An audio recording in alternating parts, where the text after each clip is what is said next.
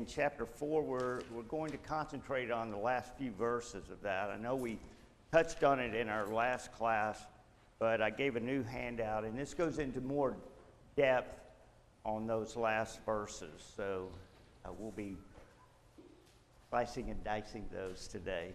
Anyway, before we begin, let's have a word of prayer, and then we'll begin our study. Father in heaven, we're thankful for the opportunity we have to join together and study your word. We ask that as we study that we'd open our hearts and minds to your will, that we make application to these things in our lives and be a better example to one another and to be pleasing to you. We pray this in Christ's name. Amen. All right. So we remember that in chapter 4, he starts that chapter saying, well, why are there wars and conflicts among you? And he basically tells us it's because we're arrogant. We can get arrogant in the way that we do things because we want things in life. And this is normal. It's very normal for us to want a comfortable life, and I think everybody here lives a pretty comfortable life. And we're very blessed in this country. But as we know, if you're like me, it doesn't matter how much you have, there's always something else you want. I mean, all Amazon has to do is send you an update on your app to tell you the latest thing that you shop for. Well, now we have 4 others that you can buy in different colors. And I have to tell you, I can't resist those things. I like those things. But when we let things like that invade our lives to the extent that we're not thinking about God, then we get ourselves in trouble. And that's what James is talking to the reader about here, and to such an extent that he condemns us when we replace God with things. And he calls us adulterers because the relationship that we have with God is one like a marriage covenant. It's one that God cherishes and is jealous of, and he doesn't play second fiddle, I guess is the way we would say it. But as we go into this chapter, he talks about not judging our brother, how we treat one another. Starting with verse 11, he talks about speaking evil of one another. So sometimes when we're so focused on ourselves, it's not just the things that we want that get in the way, but it's also we start propping ourselves up as more important. And we can get overconfident. And that is what we are going to talk about today in these verses 13 through 17. We have a few people coming in, and I do have handouts. If you want a handout, Josh will supply you. Just raise your hand, and he'll give you one. There you go, a couple of people back there. All right, so we're going to read 13 through 17. It says, "Come now, you who say, today or tomorrow we will go to such and such city, spend a year there, buy and sell, and make a profit, whereas you do not know what will happen tomorrow. For what is your life? It is even a vapor that appears for a little time and then vanishes away. Instead, you ought to say, if the Lord wills, we shall live and do this or that. But now you boast in your arrogance. All such boasting is evil. Therefore, to him who knows to do good and does not do it, to him it is sin." So we read those verses in the last class, and we touched on them. But now what I want us to do is I want us to break this down, and your handout does that, in what James is saying to us and how it makes sense to us to be focused on the things that James is talking about. So the first thing he says is he talks about boasting. So when we use that term, boasting, what do we typically think? Well, we Texans, we never boast, so it's hard for us to know. But have you ever heard a Texan say, well, it's not a brag if it's a fact? Well, there's a little pride there. There's a little confidence there. And I think confidence can be a good thing. But what he's talking about there is where we're giving credit where it isn't due. Because through God, all blessings flow. God is the giver of all good gifts.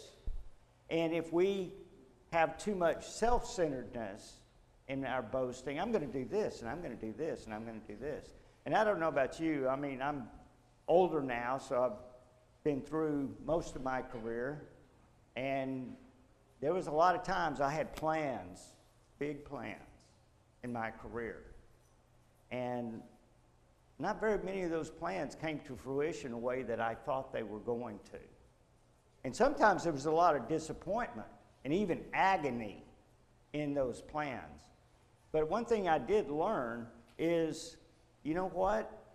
When you're doing your own planning, how much of God are you putting in those plans? How much are you asking God for His will to be done?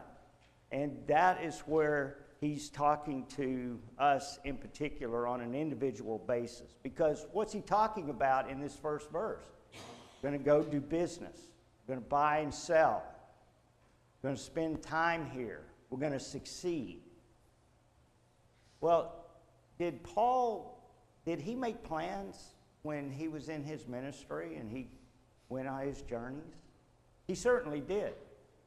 But we also know that Paul wanted to go places, but the Spirit did not let him go. He wanted to go into Macedonia. The Spirit didn't want him to go. And then all of a sudden, the Spirit told him to go. So God has a plan, and man has a plan. And the difference in the godly man is the godly man lets God lead, and he follows. So when we have this arrogance about us, like I'm going to do this and I'm going to do that, and we forget to ask God, we're setting ourselves up for disaster. And this is something that Jesus spoke about and that the entire Bible talks about. So if we look at some of the examples of this arrogance, and I'm going to just call it arrogance, that we think we know what we're going to do in life in the future. We have the rich fool, which is in Luke chapter 12. And what was the rich fool in that section? If you turn over to Luke chapter 12, what was Jesus telling that story about?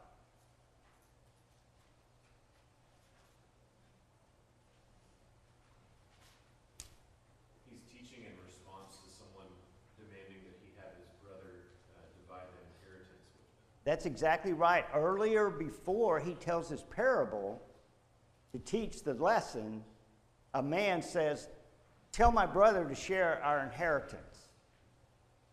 And he basically said, who made me an arbitrator between you? And then he tells the parable. And the parable is about a farmer who's very successful. He's reaping huge crops until he's got so much he can't even store it all. And so he decides, I'm going to tear down the barns I have and I'm going to build bigger barns. And then I can just sit back and let life happen and eat, drink, and be merry. And what happens? The man is called to God that night. He dies. And so many times, that's what happens to us, is that we decide, I'm going to build a house. It's going to be my dream house. It's going to have everything I want. And I'm going to go through the agony. I don't know if you've ever built a house, but it's agonizing to go through all the decisions that have to be made. And then you get in the house and you go, well, this is nice. Maybe I should move because there's another house over here that I like a little bit better. Isn't that the way it goes? So the rich fool is an example of a man that made plans and then he died. His life was called. We also have the Tower of Babel in Genesis chapter 11. In one of the verses in chapter 11, verses 1 through 9, the people of Babel said, let's make a name for ourselves. Let's not go, because God had said, scatter and inhabit the earth. And they're like, no, we're going to stay right here, and we're going to make a name for ourselves, and we're going to build a tower into heaven. And of course, we know the results of what happened to them. And then Nebuchadnezzar in Daniel chapter 4, Nebuchadnezzar has a dream, like he usually does, and Daniel interprets that dream. And Daniel says, it's about you. And he basically said, you're going to end up in the field eating grass like a livestock. And of course, that didn't happen that day or the next day. It didn't happen for a year. And then it says that Nebuchadnezzar walked out on his terrace and looked out on this beautiful city he had built, Babylon, and said, look what I've done. And immediately, he went insane and went out in the fields and didn't come to his senses for quite a while.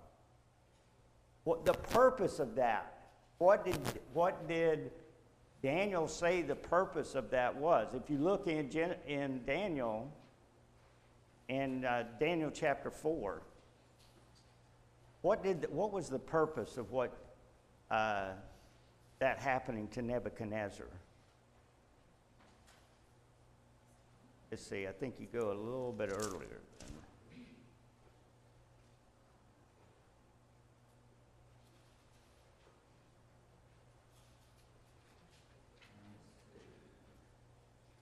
Well,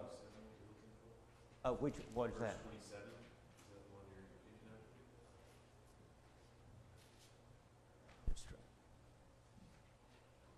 Well, basically what it is, I can't find it right now, but what Daniel told him was, so that you will know that there's a God.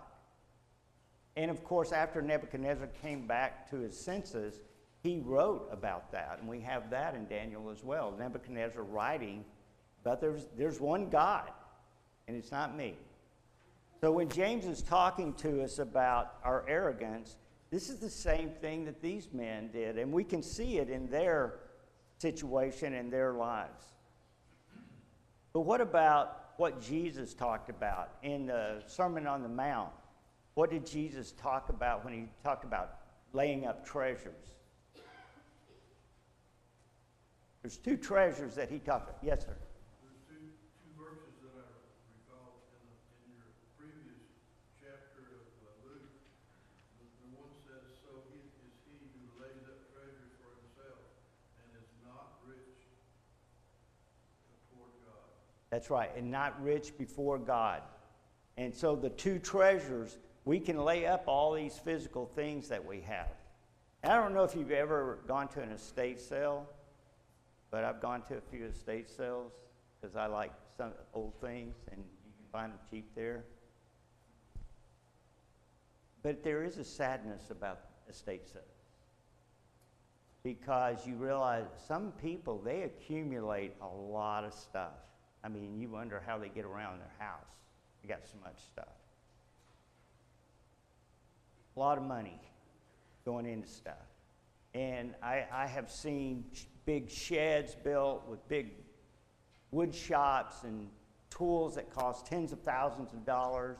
And then I've seen artwork that costs tens of thousands, if not hundreds of thousands of dollars. All kinds of things. And I just think, that person's gone now. And so what Solomon writes about in Ecclesiastes is so true. We gather up this stuff, and then we leave it to somebody else. And it is you kind of feel like a vulture when you come in there with the other vultures and you're picking through their stuff. I just think it's kind of sad. That might have meant something to them, and now it means nothing. And that's the way we should look at things, isn't it? They mean nothing compared to what God wants us to have, which is treasures in heaven. So he says, lay up treasures in heaven. How do we do that? Follow his word. Sir? Follow his word. Follow his word. And a lot of that is built on what he says is on the prophets and the law. And the first law was to love God with all your heart, soul, and mind, and love your neighbor as yourself. Because all the other commandments hang on those. So the way we treat one another, going back to what James is saying, the way we treat one another is the first line in laying up treasure in heaven. Yes, Robert? It's even how we even view things such as an inheritance. What do we leave our family members? You know, what do we value most? What do we want to leave for them? What do we store up that they could have afterwards? Right. What is the greatest thing that they can have when we are gone? And Of the Lord or the things of the earth? and there's nothing sadder for you if you're a Christian trying to go to heaven and you're trying for your children to go to heaven. That's what you want to leave for them. And they are an individual. They will make their decision. But what did you do and what do you do throughout their life to demonstrate the importance of that treasure being in heaven versus am I just working my fingers to the bone to have all the stuff that we all want and I'm forgetting to teach my children what the real treasures are in life that we should do. So when we have these things, this pride, that leads to the boasting. We become overconfident. We start thinking we are in control. And that danger, that presumption, is like what we saw in the feast of Belshazzar in Daniel chapter 5, right after we read about Nebuchadnezzar going mad. His grandson, Belshazzar, becomes the ruler of Babylon, and they were very weak by that time and in trouble from dangers of invasion and that type of thing. But Belshazzar, he was as confident as ever, and he was arrogant because of that, and he brought out the vessels that they had taken from the temple, the holy vessels that they used, and they were using them to have basically debauchery. You know, drinking and eating and who knows what. And that's when the hand started writing on the wall. You know, we get a lot of idioms from the Bible. Handwritings on the wall, that's where that came from. So Nebuchadnezzar's grandson finds out that he is weighed and measured, and that very night, his kingdom was over. And then also, we have Haman's pride in the story of Esther, where Haman is the right-hand man of the king. And he becomes very confident, and his whole life is consumed with being the right-hand man of the king. And he probably saw himself as being the king one day as well. And we see the irony in that story and what happened to him, where his arrogance was his undoing. Proverbs 27 verse 1 tells us not to boast about tomorrow, for you don't know what a day may bring. And that's the exact words that Jesus talks to us about and what James is telling us in this passage, that we don't know what tomorrow brings. But what do we know? Well, Paul talks about it in the Corinthian letter quite a bit, that we should not boast, that we should rely on God. And if we're going to boast, we should boast in the Lord. Now, what does it mean to boast in the Lord? Well, James does give us one example in a verbal way that we could do it. But really, if we are bragging on the Lord, what are ways that we can do that as Christians? It doesn't have to be verbal, does it? It can be just the way we behave, because the world is watching.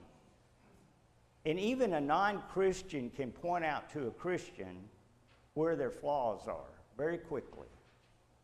And I think that's partly because God does put that germ inside every man, that sense of eternity. We have a sense of right and wrong that comes inherently from God. And so people kind of know that's right, that's wrong. But we get that from the Spirit of God. And So our boasting in the Lord can simply be just how do we handle ourselves in life. So yesterday I went and I made copies of our lesson, and I was at the UPS store. That's where I make my copies. And I was having to wait in line. There was a lot of people in line, and sending their stuff back to Amazon that they didn't want. But there was a person in there, and they had a gift bag. And I thought it was strange. This person has, like, a gift bag with the tissue flowing out of the top of it. And they bring it up to the front, and all of a sudden I hear this clamor from this individual saying, "What do you mean I have to buy a box? You should just give me the box. I'm shipping it with you." And he was kind of loud. And I was like, "You don't know that you have to have a box? You expected to send that bag with the tissues flowing out of the top of it like that?" Of course he didn't. He wanted a free box. That's what he really wanted. But the point is, what was I thinking about that person? I thought, you got to get your act together. You sound like a 12-year-old who's not getting his way, a spoiled 12-year-old. So we have to think about that too, and how we speak to one another, how we speak to the world, because that is boasting in the Lord, in my opinion. One of the things that Paul writes about when he's writing about boasting in the Lord, he talks about his thorn in the flesh, doesn't he? And he said, lest I get to thinking too much of myself. That was the reason he was given that thorn in the flesh. And it was obviously something that was very, very troubling to him. We don't know what it was, but it was something that Paul frequently prayed to God about. He said, I prayed 3 times for the Lord to remove it. And the Lord said, my grace is sufficient for you. Well, what does he mean by that? He means you're going to heaven if you serve me. You'll go to heaven. That's sufficient. That's the treasure. And he said, so when I'm weak, I'm strong. He got perspective. And that's what James wants us to have. He wants us to have the perspective that, yes, life isn't going to go exactly the way we want. But if we're serving the Lord, laying up treasure in heaven, we should be content with that, knowing the greater thing is coming. And it's coming fast. And that's the next section. Because he asked what our life is like, doesn't he? What does he equate life to? A vapor. Now, here in Central Texas, we have a lot of vapor. You ever notice that in the morning? You have the vapor and you go, oh, it's going to be cloudy today. And an hour later, sky absolutely clear blue, sun blazing down on you, burning you to a crisp. But there was a vapor there. What happened to that vapor? It got burned up real fast. And that's what James says life is. It's brief. Now, I was reading my Bible, and I was reading that passage where it says man's life is 70 years or 80 by strength. And I just went, whoa, wait, 70? 'Cause I'm screaming towards 70. I feel fine. But God says 70, 80, that's it. That's about where you're at. Now, do we know people that are older than that? Yeah. 90, 100. We know people like that. I remember my grandmother, she passed, I think she was set 95, just turned 95, or yeah, about that. And I remember the last few years of her life going, I don't know why I'm living so long. I don't know why the Lord doesn't just take me. She was old enough that she saw the purpose of life, and she was ready for it. She was ready for the true purpose of life, which was going to go to heaven. And I think, if you look at the patriarchal period from Adam on, and people lived a long time, and then after the flood, if you see this span of life of the men that lived after Noah, it got shorter and shorter and shorter very quickly. Now, God would need a lengthy time probably to replenish the earth with us, but it didn't take long. Men got down to about 80 years, and that's where it stayed. And I think, this is my presumption, that's long enough for us to learn our lesson and find grace. And if we live longer, a lot longer, we're going to get ourselves in trouble. Because that's, before Noah, that's what happened. It said, men were living 1,000 years. And it said every intent of their heart was evil. And so God just shortened their lives. I'm going to give them enough life where they learn their lesson and serve me, but not too long where they're going to just unravel. Now that's just personal, because I think about these things and think, why do we live 80 years when men back there lived 1,000? Why? So life is short. And David's reflection in Psalms on that is, as for a man, his days are like grass. And Moses had a prayer in Psalm 90. A lot of people don't think about Moses writing one of the Psalms. He did. It's beautiful. And he says, teach us to number our days. In other words, we redeem our days, take our days into account. And of course, Jesus, in the Sermon on the Mount in Matthew 6, he says not to worry about tomorrow. That is one tough command for me. Because what might happen? We're not in control, so we don't know. But he tells us God provides. He provides for the birds. You're more valuable than birds. He always provides for the birds. So he'll provide for us because we're more valuable. But Psalm 39, 4 and 5 says that, and also Jesus talks about not worrying because it doesn't add to your height, won't add anything to your height. I wish it did. I'd be really tall. I'd be like John Wayne. But in Psalm 39, he says that life is but a breath and it's fleeting. So we have, notice what we have in the Old Testament. From the beginning, Adam, Abraham, all the way to the law, Moses, and beyond, David, and then Christ, and us, the apostles. Nothing changes, does it? Our life is still this brief thing that we have to keep into account because we have a purpose, and the purpose is heaven. And so we have to redeem the time, as Paul writes. Okay, fourth, James instructs us on what we should do. He doesn't just tell us what we're doing wrong, he tells us what to do right. He says in verse 15, instead, you ought to say, if the Lord wills, we shall live and do this or that. Now, do you do that? You say, if the Lord wills? I hear you say this. I hear people say this frequently.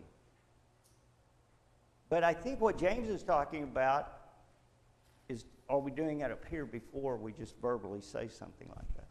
And I think sometimes we say it just because we're supposed to say it. It's a way to say it, We yeah. don't truly feel like, Yeah. and if the Lord wants this to happen, he'll let it happen. I think we just say it just because it's something we've always said. We're not really thinking about it. Yeah. I think it is good, though, even if it's just, maybe just a thing we should say, if we do say it and we're thinking about what the words coming out of our mouths, it does remind us we're not in control. We don't want to be in control. We want God to be in control, and we want to follow His will. And it's just a submission. And so he's really talking about an attitude, but he's just saying we could verbalize that attitude. If it's the Lord's will, we'll do this or that. And people will make announcements and say, well, okay, we're going to meet next week at the prescribed time if the Lord wills. Like, he may come back, so he may not be here. We may not be here. But anyway, yes, Robert, I'm sorry, I didn't see you. It's the same as if we tell someone, God bless you. That's right. Do something good. So, Yeah. you know, like you said, it's the attitude. It shows that your mind is all the time, and most times, things that's happening. And there are times, have you ever been told by somebody you don't know, God bless you? There's an encouragement in that. Because we think they're spiritually minded. I don't think they're saying God bless you to me without acknowledging, without just because it's something to say. They're acknowledging that God is the one that blesses. And that's encouraging to me to know that they're there. So the same can be said when we say, well, if the Lord wills. But more, we need to say it in our own minds. I think that's what James is really saying. As we're making these plans, our daily plans on what we're going to do, let's just remember to ask the Lord for his help, that we follow his will, just as Jesus did in the Garden of Gethsemane. Because Jesus knew, and it tells us over and over in the Gospels, that, especially in the Gospel of John, Jesus, knowing all things that were supposed to happen or going to happen to him, did this or that. But in the garden, he said, Lord, if there's another way, let this cup pass from me, but thy will be done, not mine. So there are times when we want to make plans, we wish plans were different than what is happening, but we realize, but God knows best, and I'll get through it because of him. And then also, Paul, when he was going to Ephesus, through Ephesus, well, he didn't go through Ephesus technically, but he talked to the men in Ephesus as he was on his way to Jerusalem. And that is a strange part of Acts, because you get this sense, is the Spirit telling him not to go and he wants to go? Or is it telling him to go, but it's also telling others that what's going to happen to him, and their instinct is to say, don't go? It's a little confusing. But the fact of the matter is that ultimately Paul knew what God's will was, because the Spirit told him, you're going to do this and this and this. He didn't know at every moment of time things were going to go well. When he was in prison under Nero the first time, his head was on the chopping block then. And he didn't know whether he was going to live or die until it happened. But he did know in whom he believed. So one of the things that I want us to think about in conclusion of this is that we keep the brevity of life in perspective, and we redeem the time. We may be insignificant in the world, as the world views things, but we are very significant to a sphere of people, yes. I think the brevity of life is the reason the Ecclesiastes writer tells us that it's better to go to the house of mourning. Mm-hmm. Because you realize the true brevity of life. Right, right. Yes, sir. From everything that you taught in this lesson, the examples you use are all about something that you have a lot of people who are healthy. And I think that the key of this whole lesson was worry. Worry. And if we don't worry about things on this earth, and think more about things that we need to know about how to get to God, Right. then we're a whole lot more comfortable as we get rid of some of those worries, which is riches on this earth. I'm 80, I'm older than you are. I think in the last 10 years, I've gotten rid of most everything that I've had before that was for pleasure. And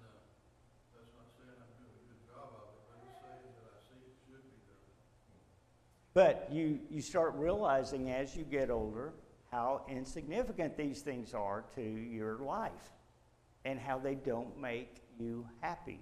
What makes us happy is when we're in connection with God, because that's the way He made us. He made us in His image, and therefore we are at our most content when we are right with Him. And if you want some perspective of the brevity of life, I wrote in my notes, read an obituary. And that's the thing that I say. You don't even have to read them now. You can just see them. They'll just send them to you on your phone, depending on what you're following. And I just noticed so many people now are dying, and they were born after me. And I was like, okay, this is not fun, because there's more and more and more of those. And then some my age. And then the perspective that we have should always be that we focus and not worry on these things, as Brother says. And then we go back to what James says in the beginning in chapter 1, to hear and do. If we hear what God is saying and do that, then we're avoiding this trouble that James is talking about here, where we get arrogant in what we say. And the last thing I have in my notes is from Philippians chapter 4, where he tells us things to think on. Think on these things. And I don't know if I have time to read that, but if you go over to Philippians chapter 4,